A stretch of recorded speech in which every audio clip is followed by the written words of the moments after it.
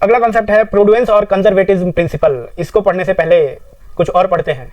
आपने वाला गाना सुना होगा, जब नौकरी लगेगी तो क्या होगा, जेब में नोट होगा और हाथों में गोरी का हाथ होगा। लेकिन जब एक्चुअल में नौकरी लगती है तो क्या होता है? जब एक्चुअल में नौकरी लगती है तो पता चलता है कि जो नोट है, नोट जो है वो गोरी लेके भाग गई है। ये सब क्यों बता रहा हूँ मैं? ये सब इसलिए बता रहा हूँ कि ये यहाँ से जुड़ा हुआ है।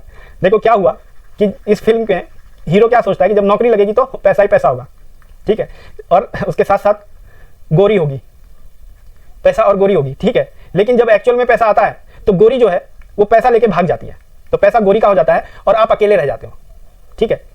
क्या हुआ यहाँ पे, क्या हुआ पता है आपको? आपने सिर्फ फ्यूचर में देखा कि जब पैसा होगा, जेब में पैसा, नौकरी लग जाएगी तो पैसा तो होगा ऑब्वियसली, और साथ में एक गोरी भी मिल जाएगी, दैट इज रिस्क। गोरी मतलब रिस्क, हमेशा अलर्ट होना। छोरी या गोरी मतलब रिस्क ही होता है।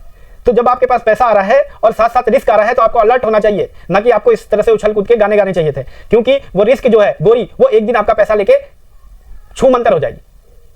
तो ये चीज आपने नहीं देखा कि गोरी जब है तो पैसा लेके जा भी सकती है। आपने क्या देखा? पैसा होगा, गोरी होगी, आप खुश हो गए, आपको मजा आ गया। लेकिन आपने फ्यूचर में होने वाले रिस्क को नहीं पहचाना। आप सिर्फ क्या पहचाने? फ्यूचर में होने वाले इनकम को, फ्यूचर में होने वाला प्रॉफिट को, जो कि आपको एक नुकसान दे गया, बहुत बड़ा नुकसान हो गया आपको।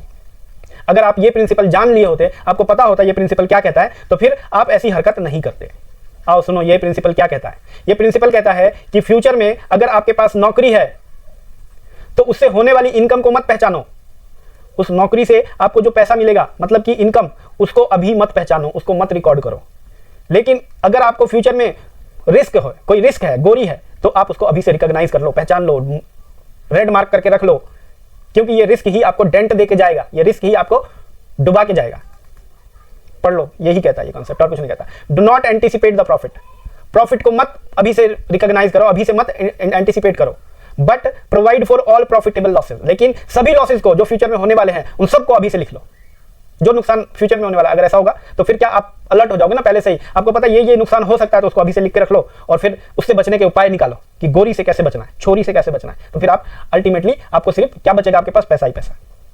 तो आई होप ये कॉन्सेप्ट आपको समझ में आ गया होगा कि प्रूडेंस कॉन्सेप्ट या कंजर्वेटिज्म कॉन्सेप्ट क्या कहता है। Do not anticipate profits but anticipate या provide for all losses, that's it.